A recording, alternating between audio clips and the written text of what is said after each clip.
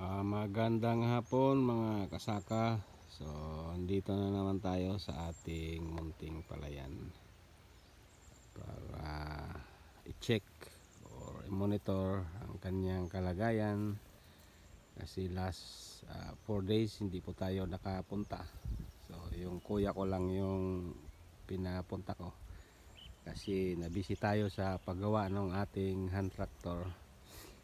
So bali po yung ating tanim, meron na pong lumalabas na mga uhay. So maganda po ang resulta ng ating paghihirap. Yung uhay niya po maganda. Sana maganda yung magiging outcome ng ating paghihirap buying ngayong Abril, pag-ani ng ating munting palay.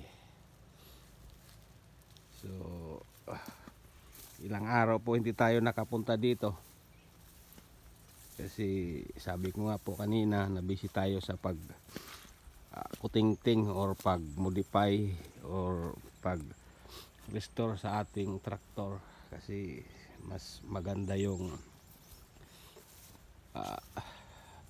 well maintain siya para hindi tayo maabala sa sunod na ting tanim.